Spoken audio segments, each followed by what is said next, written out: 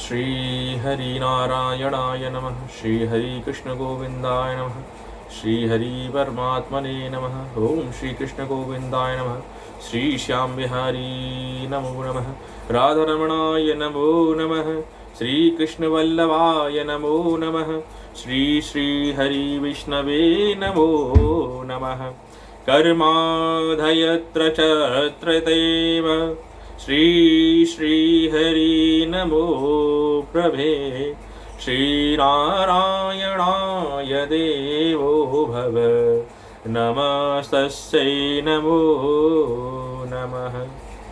कर्मा नित्यं शरणागतो निजमान धयते विप्रभे। निज साधयं तसाधुवं नमामि श्री विष्णवे नमः। मैं आपके सम्मुख में 3 दिनों के बाद उपस्थित हुआ हूँ, क्योंकि स्वास्थ्य थोड़ा सा खराब था। ये सब यथावत कर्म हैं जो इसी जन्म में आपको भुगतने पड़ते हैं, तो इसलिए आपके सम्मुख प्रकट नहीं हो पाया। श्रीमद् भागवत गीता का हमारा 6वां अध्याय चल रहा है। अर्जुन और श्री कृष्ण के माध्यम से हमको ये प्राप्त हो रहा है ज्ञान कि हमें क्या करना चाहिए, क्या नहीं करना चाहिए, क्या उचित है और क्या अनुचित है। इस प्रकार का भाव जब मन में रखते हैं तो हमें भगवान भक्ति के मार्ग पर अर्थात सद मार्ग पर ले जाने का वरदान देते हैं। ओम श्रीमद्भगवत गीताय 6म् अध्याय मदयांत्र आरंभयं करोति वः। अर्जुन भगवान श्री कृष्ण से पूछते हैं, अयति अध्याय योपते योग्या चलतानि मानसा अप्रायं योग संसद्धि कायं गति कृष्णं गच्छति।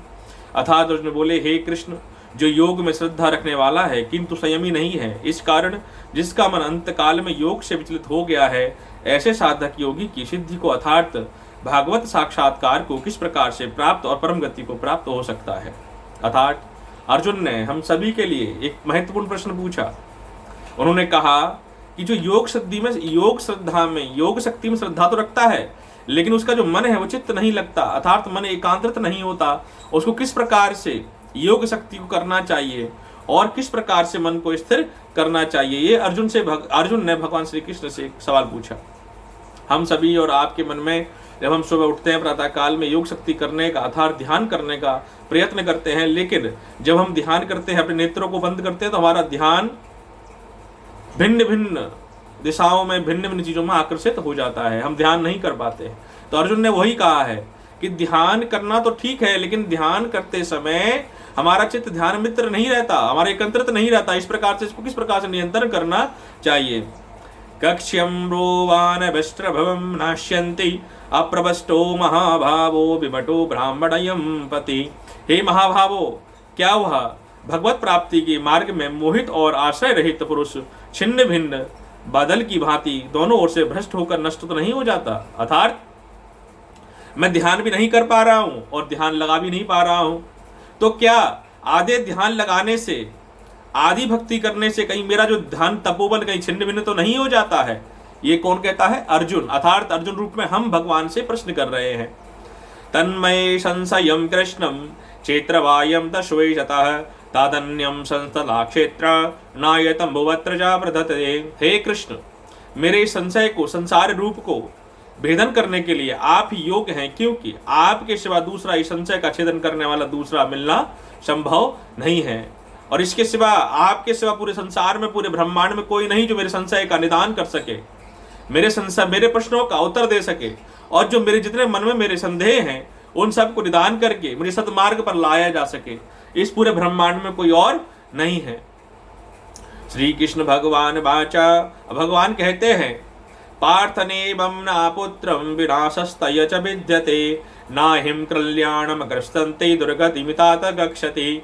अर्थात हे अर्जुन, हे पार्थ, उस पुरुष का ना तो इस लोक में नाश होता है ना ही परलोक में, क्योंकि हे प्यारे, आत्मद्वार के लिए अर्थात भगवत प्राप्ति के लिए कर्म करने वाला कोई भी मनुष्य दुर्गति को प्राप्त नहीं होता। भगवान श्री कृष्ण कहते हैं यथावत जो कर्म करता है, कर्म की परिभाषा क्या है मैं आपको बताता हूं। कर्म क्या है? मान लीजिए आपने एक पुरुष रूप में जन्म लिया है। पुरुष रूप में जन्म लेने के बाद में आपकी बाल्य अवस्था बीती, आपने युवावस्था में आपने विवाह, आपके माता पिता ने आपका विवाह करा दिया।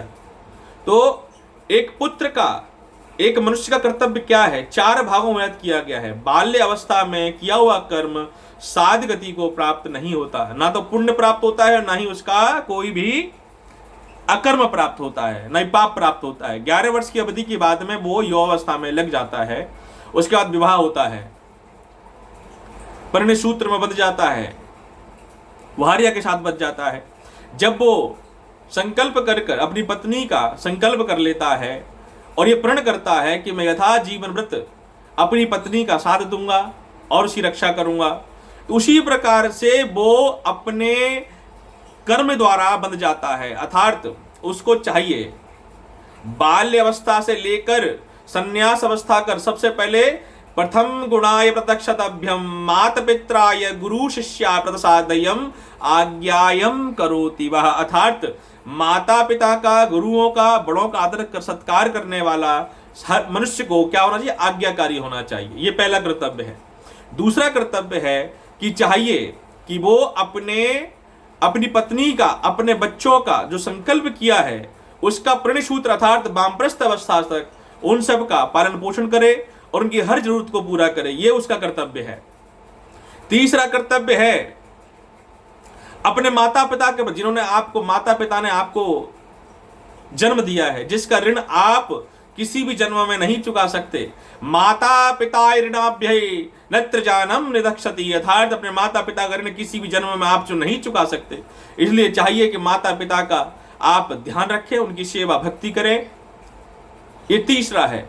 चौथा है आपका संन्यास अवस्था। जब आपने अपने सारे कर्मों को पूर्ण कर लिया, अपने दायित्वों का निर्वहन कर दिया, उसके बाद संन्यास अवस्था आती है। संन्यास अवस्था में आपको चाहिए कि आप गृहस्थ आश्रम से संन्यास ले लें और भगवान की भक्ति में लीन हो जाए और अपनी इस आत्मा को परमात्मा से मिलाने का पूरा साध्य जुटाने का प्रयत्न करें और एक ब्रज रूपी तैयार करें, जिससे आप अंत समय में जब आपकी आत्मा आपके प्राण से दूर होगी, विरक्त होगी, तब वो आत्मा उस ब्रज के ऊपर सवार होकर परमात्मा से मिलन कर सके। ये आपके 4 प्रमुख कर्म हैं। इन प्रमुख जो मनुष्य इस कर्मों को कर लेता है, तो भगवान श्री कृष्ण वही कहते हैं जो अपने कर्मों को साध्य रूप से करता है, आसक्ति से विरक्त होकर साध्य रूप से करता है, उसको इस लोक तो छोड़ो परलोक में भी उसको आनंद प्राप्त होता है। प्राणम पूर्ण कृत्यभ्यम लोका निस्वात सारथी समः शुचीना श्रीमतायम गेहे योग जायते। योग भ्रष्ट पुरुष पुण्यवानों के लोकों को अर्थात स्वर्णादि उत्तम लोकों को प्राप्त होकर उनमें बहुत वर्षों तक निवास करके फिर शुद्ध आचरण करने वाले श्रीमान पुरुषों के घर में जन्म लेता है। मैं हमेशा एक बात कहता हूं कि अपने अवगुणों को उजागर करना चाहिए। अवगुण मतलब जो आपने अपने जीवन में जो पाप किए हैं, जो आपके अंदर अवगुण हैं। जैसे कि उदाहरण के लिए आपने माता पिता की बात नहीं मानी, आपने माता पिता को अपशब्द किया, तो गुरु के पास जाइए, भगवान के पास जाइए, उन्हें क्षमा मांगिए कि हे गुरुदेव, हे परमेश्वर, मैंने आज अपने माता पिता को अपशब्द कहे हैं, मुझे क्षमा कर दीजिए।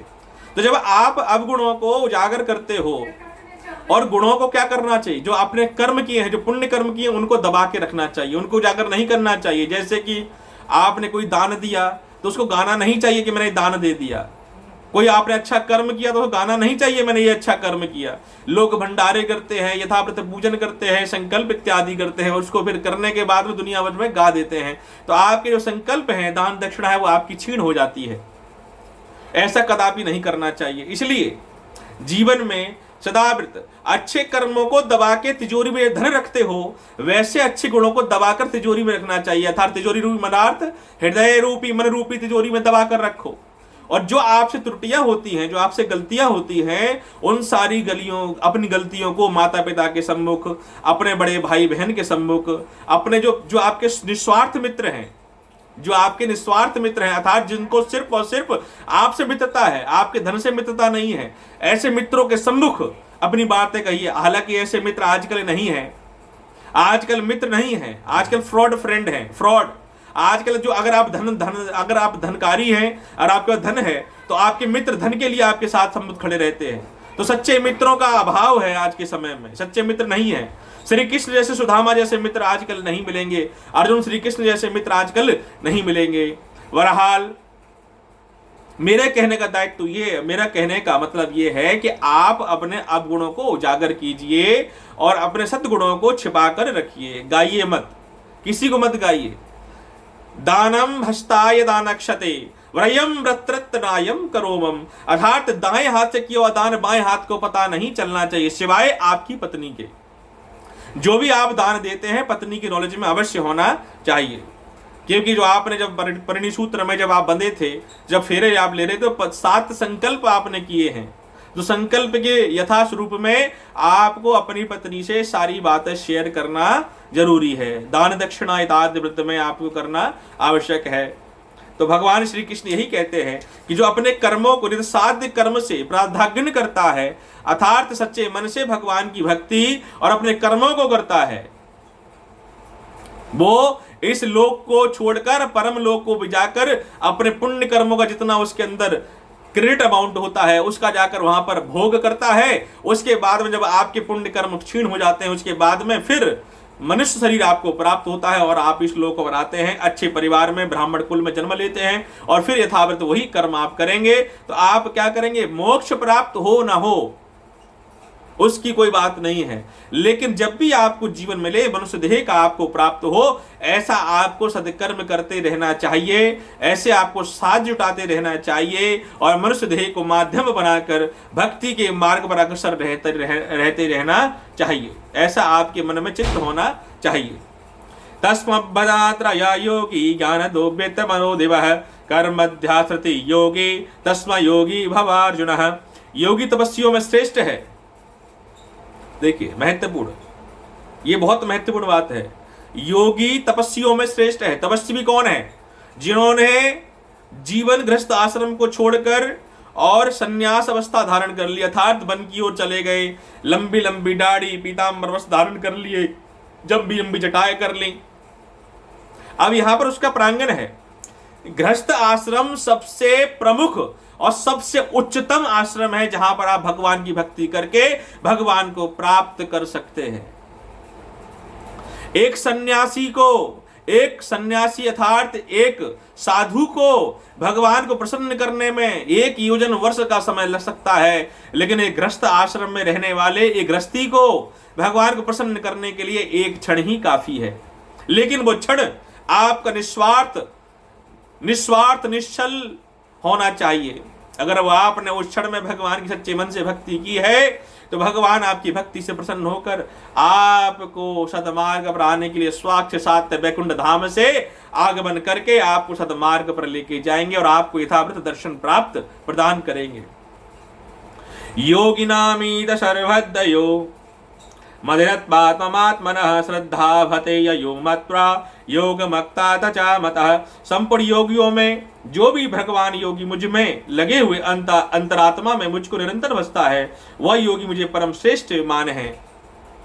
और भगवान श्री कृष्ण कहते हैं कि दिखावा नहीं चाहिए, पैगाम्बर नहीं चाहिए। क्या चाहिए? मन का भाव चाहिए।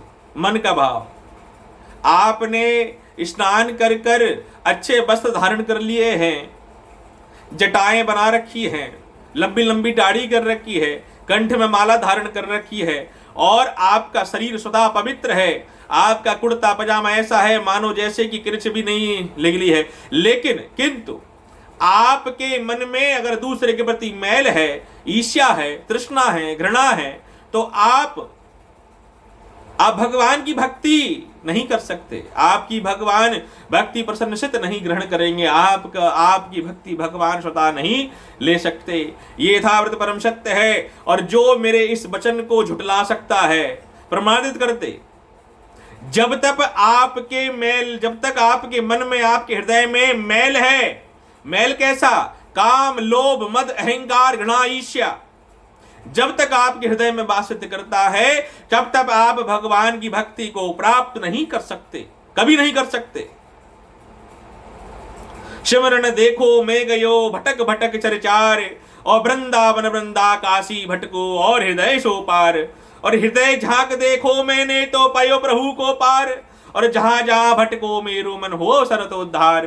तो मैंने पूरे काशी वृंदावन चारों धाम में भटकता रहा, लेकिन जब मैंने अपने अंतर मन में अपने हृदय में झांका तो मैंने पाया कि मेरा मन ही अपवित्र था। तो वैसे ही मैं चारों धाम में वैसे ही भटक रहा था। इसलिए मित्रों, सबको चाहिए कि अपने अंतरात्मा को पवित्र करें, अपने हृदय को पवित्र करें, अपने घर में माता पिता की सेवा करें। और जो घर में माता पिता की सेवा नहीं करता है और 4 धाम की यात्रा करता है, भगवान उसकी 4 धाम की यात्रा भी स्वीकार नहीं करते। आप जितने मर्जी जप तप भंडारे कर लीजिए, जितनी मर्जी भक्ति कर लीजिए, उसी प्रकार से लगेगी मानो जैसे दरवाजे पर खड़े होकर दरवाजे को आप पीट रहे हो, दरवाजा कोई खोलने वाला नहीं है। इसलिए भक्ति रूपी दरवाजा प्रेम से खुलेगा। भक्ति रूपी दरवाजा आपके मन में मैल जब खत्म हो जाएगा तब खुलेगा। आपके हृदय में सबके प्रति प्रेम होना चाहिए। जो आपसे रामा कृष्णा करे उससे भी रामा कृष्णा करो, और जो आपसे रामा कृष्णा नहीं करता है उससे भी रामा कृष्णा करो। भगवान का नाम सदा मुख पे रहना चाहिए। जितना भगवान का नाम मुख पे रहेगा, अंत समय में भगवान का नाम ही आपके मुख से निकलेगा। और जब अंत समय में भगवान का नाम आपके मुख से निकलता है तो आपके जीवन का उद्धार हो जाता है, आपकी आत्मा को तृप्ति प्राप्त हो जाती है। तो इसलिए आइए हम सभी ये संकल्प करें कि भगवान की भक्ति करने से पहले सबसे पहले अपने घर में जो आपके देवी देवता विराजमान हैं, अर्थात जो माता पिता आपके घर में विराजमान हैं, सबसे पहले उनके चरण कमलों का हमेशा से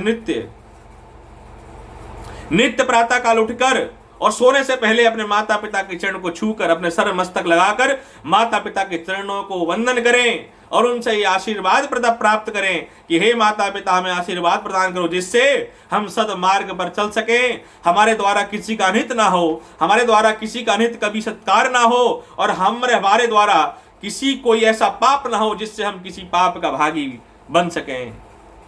जब ऐसा आप संकल्प माता पिता के चरणों में अपना शीश झुकाकर माता पिता को दंडवत प्रणाम करते हो तो माता पिता का हृदय प्रफुल्लित हो जाता है और आपको मन से आशीर्वाद निकलता है। और जब माता पिता का आशीर्वाद जब मन से निकलता है तो बड़ी सी बड़ी पीड़ा और बड़े से बड़े पाप से विरक्त हो जाता है। इसलिए आप और मैं सबको चाहिए कि अपने माता पिता के चरण वंदन सुबह प्रातः काल सोने से पहले करें। अपने माता पिता, अपने ताऊ ताई, बड़े भाई बहन, जो भी आपके आदरणीय हैं, सम्मानीय हैं, जो आपके माननीय हैं, सबके आपको सुबह वंदन करना चाहिए और नित्य आशीर्वाद लेना चाहिए। आपको आशीर्वाद का भूखा होना चाहिए कि आज मैं किसका आशीर्वाद लूं जिससे और मुझे एक आशीर्वाद प्राप्त हो, ऐसा आपके मन में विचार होना चाहिए। जब आप देखेंगे, जब आपके मन में ऐसे विचार उत्पन्न हो जाते हैं, जब आपके मन में शक्ति आसक्ति प्राप्त हो जाती है, तो आप देखेंगे कि आपका जीवन आनंदमय और संकल्पित हो गया है और आनंद प्रतिसाद में आनंद की प्राप्ति हो रही है। बड़े से बड़ा संकट आपके द्वार पर आकर लौट जाता है, बड़े से बड़ा पाप करने से पहले आपका मन विचलित हो जाता है, आप पाप से विरक्त हो जाते हैं। तो मित्रों, मेरे प्रिय मित्रों, भगवान के श्री प्रिय भक्तों, आप ये जीवन में संकल्प करें और यथावत भगवान की भक्ति करते रहें। आज हमारा श्री कृष्ण भगवत गीता का 6वां अध्याय पूर्ण होता है। कल प्रातः काल सुबह आपसे फिर मुलाकात होगी। तब तक के लिए आपसे मैं विदा चाहता हूँ।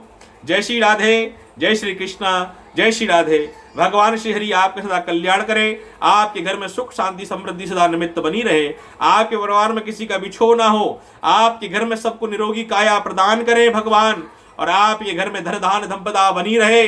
और आपको सबसे प्रमुख बात है कि आपको भगवान सद्बुद्धि दें, जिससे आप भगवान के सद्मार्ग और भक्ति के मार्ग पर चलने का संकल्प कर सके।